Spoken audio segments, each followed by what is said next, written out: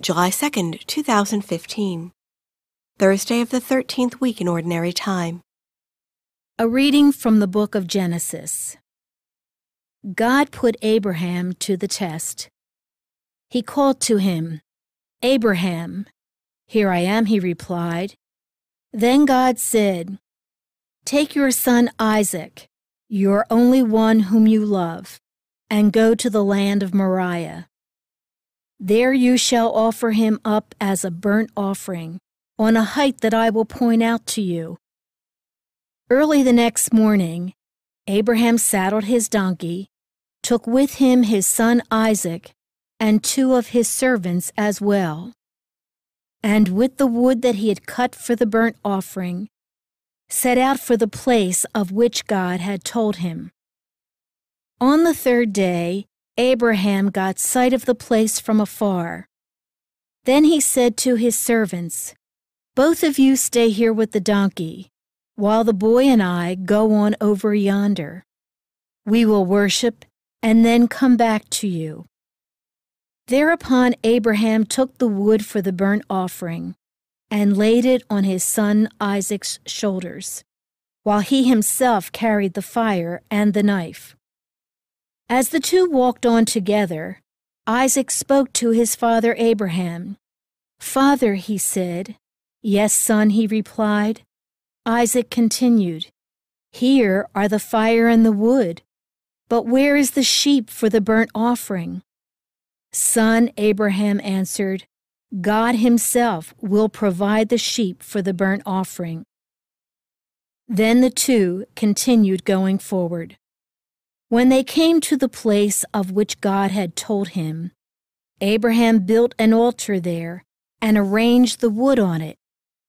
Next, he tied up his son Isaac and put him on top of the wood on the altar.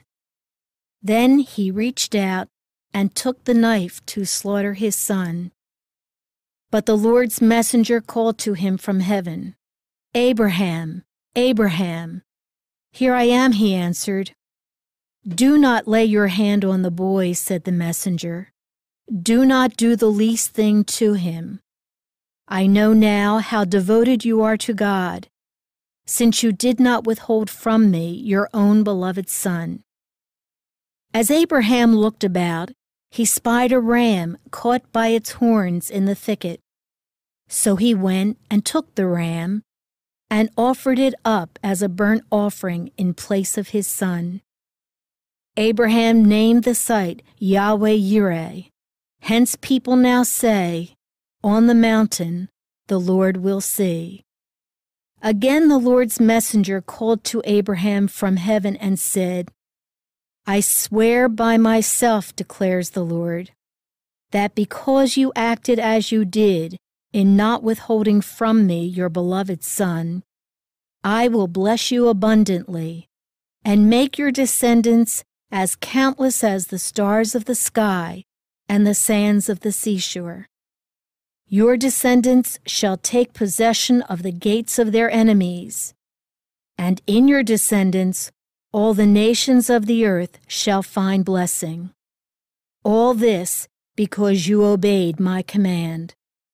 Abraham then returned to his servants, and they set out together for Beersheba, where Abraham made his home. The Word of the Lord. The responsorial psalm. The response is, "I will walk in the presence of the Lord, in the land of the living." Not to us, O Lord, not to us, but to your name give glory, because of your kindness, because of your truth. Why should the pagans say, "Where is their God?" I will walk in the presence of the Lord, in the land of the living. Our God is in heaven. Whatever he wills, he does.